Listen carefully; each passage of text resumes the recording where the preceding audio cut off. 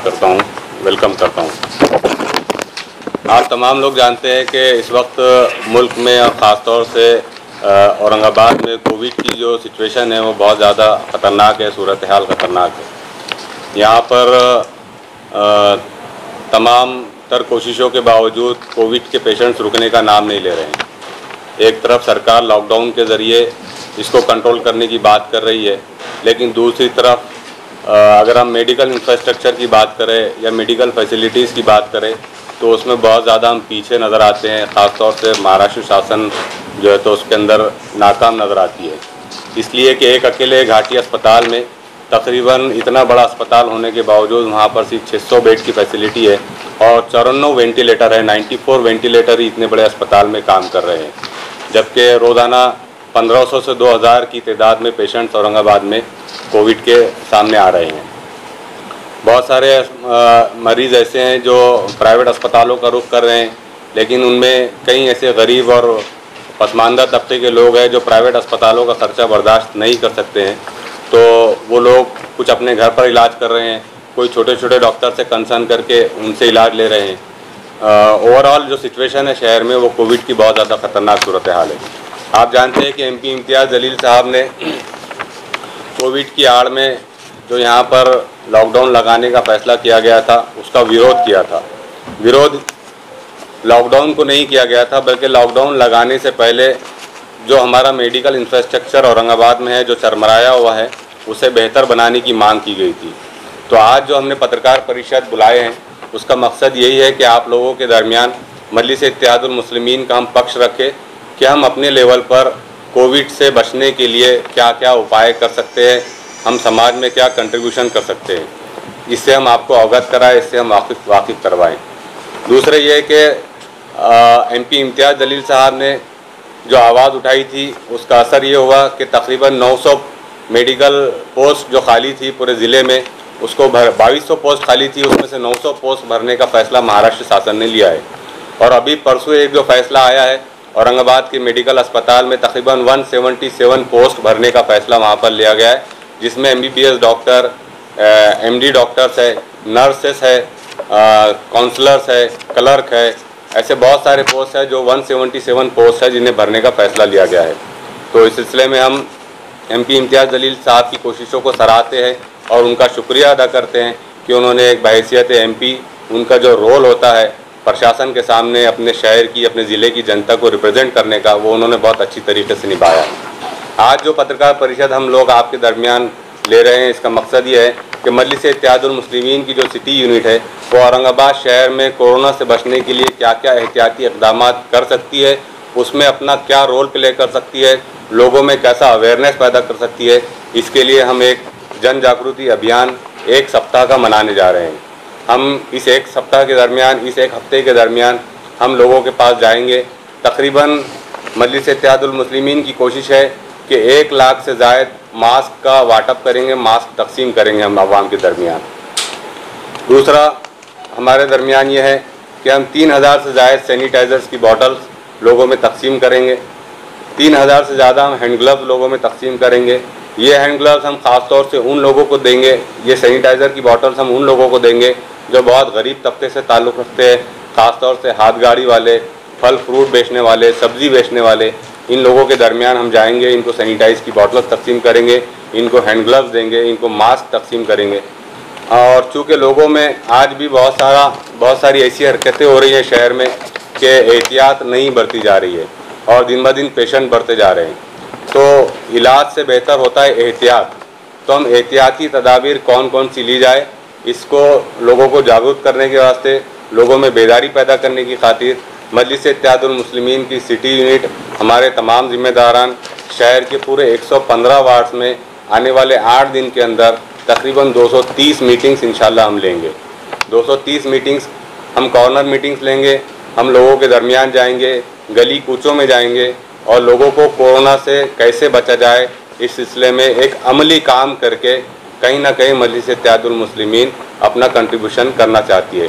इससे पहले भी हमारे कई कार्यकर्ताओं ने मास्क तकसीम किए थे, लेकिन अब इसको हम पूरे शहरी सतह के ऊपर, पूरे सिटी लेवल के ऊपर अब हम इंशाल्लाह इसको शुरू करेंगे। ये जो सप्ताह हम मनाने जा रहे हैं ये 13 अप्रैल से लेकर 20 अप्रैल तक रहेगा। इन 7 दिनों के दरमियान हम 230 कॉर्नर मीटिंग्स करेंगे। इसके अलावा तकरीबन 300 ऑटो रिक्शा पर हम पोस्टर्स लगाएंगे, जो उर्दू में होंगे, मराठी में होंगे और हिंदी में होंगे। ये 300 पोस्टर्स के ज़रिए, जो आप जानते हैं कि शहर में ट्रांसपोर्टेशन फ़िलहाल चालू है, ऑटो रिक्शा चालू है, तो ऑटो रिक्शा के पीछे हम 300 से ज़्यादा पोस्टर्स लगाएंगे और उन पोस्टर्स पर लोगों में ये बेदारी पैदा करने की कोशिश की जाएगी कि कोरोना से बचने के लिए आप किस किस किस्म के एहतियाती इक़दाम लिए जा सकते हैं। तो यही एक मकसद के लिए, ताकि हमने आप लोगों को इनवाइट किया था कि हम आप लोगों को बताएं कि मजलिस इत्तेहादुल मुस्लिमीन की सिटी यूनिट कैसे अपनी सतह पर काम करेगी। आने वाले दिनों में तकरीबन 1 सप्ताह के दौरान 14 अप्रैल से रमज़ान शुरू हो रहे हैं, तो हमारा जो शेड्यूल रहेगा, हम रोज़ाना शाम 5 बजे से लेके इफ्तार से पहले यानी 7 बजे के दरमियान 2 घंटे के अंदर हम एक वार्ड के अंदर 2-2 मीटिंग्स करने की कोशिश करेंगे और एक दिन के अंदर हमारी अलग अलग टीमें रहेगी और एक दिन के अंदर हम 4 वार्ड्स इंशाल्लाह कवर करने की कोशिश करेंगे। यानी रोज़ाना कम से कम हम 15 से 20 मीटिंग्स लेने की कोशिश करेंगे। 7 दिन के बाद भी अगर ये कोरोना का मामला, महामारी का मामला नहीं थमता है, तो मजलिस इत्तेहादुल मुस्लिमीन के प्रदेश अध्यक्ष हमारे MP इम्तियाज़ जलील साहब और डॉक्टर साहब की तरफ से आने वाले दिनों में जो कुछ भी हिदायत हम तक पहुँचेंगी, हम उस पर पूरा इंशाल्लाह अमल करेंगे। सर, आप जो काम कर रहे हैं बहुत अच्छा काम है, लेकिन आपने कहीं पर भी बीच में वैक्सीन का नाम नहीं दिया।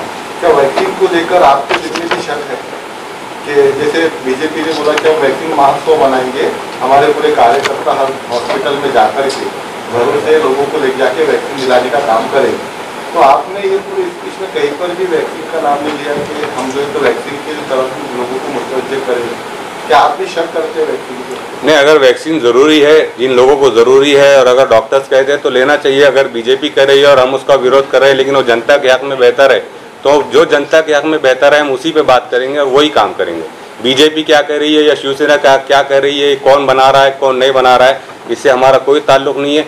जो जनता के हक़ में बेहतर है, जो एक आम नागरिक की सेहत के लिए ज़रूरी है, चाहे वो वैक्सीन हो, चाहे मास्क हो, चाहे सैनिटाइज़र हो, हम हर उस अमल का, हर उस एक्शन का समर्थन करेंगे जो लोगों की सेहत को बेहतर बनाने के लिए लिया गया हो। इम्तियाज़ जलील साहब का जो एक ट्वीट आया है कि अगर कोरोना को खत्म करना है तो सबसे पहले मीडिया के ऊपर लॉकडाउन करें, तो आपके पूरे प्रोग्राम में मीडिया इन्वॉल्व रहेंगी कि नहीं रहेंगी? क्या आप लॉकडाउन कर रहे हैं मीडिया? MP इम्तियाज़ जलील साहब ने जो कहा है वो आप मुझसे ज़्यादा बेहतर जानते हैं। 24 घंटे चैनल चलाने के लिए लोगों में रोज़ाना हर मिनट को आप बता रहे हैं कि हज़ारों की तादाद में पेशेंट सामने आ रहे हैं। कोई भी TV चैनल सिवाय 1-2 को छोड़कर कोई भी मीडिया हाउस ये नहीं बता रहा है कि रोज़ाना कितने मरीज़ सेहतयाब हो रहे हैं। देखिए, इंसान है, अगर आप उसको बार बार डराएंगे तो उसमें डर की सूरत हाल पैदा होगी और आज बहुत सारे लोग अगर मर रहे हैं तो उनका विल पावर कमज़ोर होने की वजह से, डर और खौफ की वजह से मर रहे हैं। इसीलिए इम्तियाज़ जलील साहब ने साफ अंदाज में कहा कि मीडिया एक जो भय का माहौल पैदा कर रहा है, तो सबसे पहले स्ट्रिक्ट लॉकडाउन उन मीडिया हाउसेस पर लगाने की ज़रूरत है जो डर का माहौल फैला रहे हैं, ना कि लोगों में साहस पैदा करने का काम कर रहे हैं। अभी रमज़ान में जो पाबंदियाँ बरकरार रहेगी 25 अप्रैल तक, इस सिलसिले में हमारे की तरफ से कोई डिमांड है कि रमज़ान में ढील दी जाए? ढील ही नहीं, बल्कि हम तो लॉकडाउन का ही विरोध करते हैं। लॉकडाउन, सिर्फ एक लॉकडाउन लगाना कोरोना को भगाने का अकेला सोल्यूशन नहीं है, और भी बहुत सारे इक़दाम करने की ज़रूरत है प्रशासन को कि जिसकी वजह से लॉकडाउन को, कोरोना को जो है तो दूर किया जा सकता है। लॉकडाउन में ये ब्रेक दी चैन है, तो ये ब्रेक दी चैन में जो पाबंदियाँ ये लॉकडाउन जैसी ही है तकरीबन, तो इसकी पाबंदी मस्जिदों में, लेकिन मस्जिदों में और धार्मिक स्थल पर इबादत की इजाज़त नहीं है। इस सिलसिले में मेरा सवाल है कि आप डिमांड करेंगे? उद्धव ठाकरे साहब के जो वालिद थे, बाला साहब ठाकरे, ये बहुत मजहबी आदमी थे। हमें बड़ा अफसोस है कि एक मजहबी आदमी का बेटा होने के बावजूद भी उद्धव ठाकरे साहब के पास मजहबी तालीमात की कोई अहमियत नहीं है। आज इस देश में चाहे वो किसी भी धर्म से ताल्लुक़ रखता हो, वह अपने ऊपर जब कभी भी परेशानी आती है तो अपने खुदा को और अपने भगवान को याद करता है। तो इनको इस बात को समझना चाहिए कि इस वक्त देश एक महामारी से गुजर रहा है और हर शख्स चाहता है कि वो अपने खुदा के सामने, अपने भगवान के सामने इस आफत से बचने के लिए दुआएं करे। तो उद्धव ठाकरे साहब को इस सिलसिले में सोचना चाहिए। मस्जिद हो, मंदिर हो, गुरुद्वारा हो, गिरजाघर हो, उन्हें पूरी तरीके से खुला रखना चाहिए। उन पर पाबंदी लगाकर कहीं ना कहीं हम एक मरतबा फिर कुदरत को चैलेंज कर रहे हैं। ये हमारी समझ है। मजलिस इत्तेहादुल मुस्लिमीन इसका कड़ा विरोध करती है। आपका बोलना है कि शाही स्नान सही है जी, शाही स्नान जो चल रहा है तो वो सही है। प्रदेश में एक शाही स्नान हो रहा है, बहुत बड़ा कुंभ मेले लगा हुआ है, वहाँ पर वो सही है इसका मतलब? तो अगर भगवान को याद किया जाए तो वहाँ पर जो भीड़ आ रही है, वहाँ पर जमा हो रही है, वो सही है? लाखों की तादाद में जमा होना बिना प्रिकॉशंस के वो ख़तरनाक है।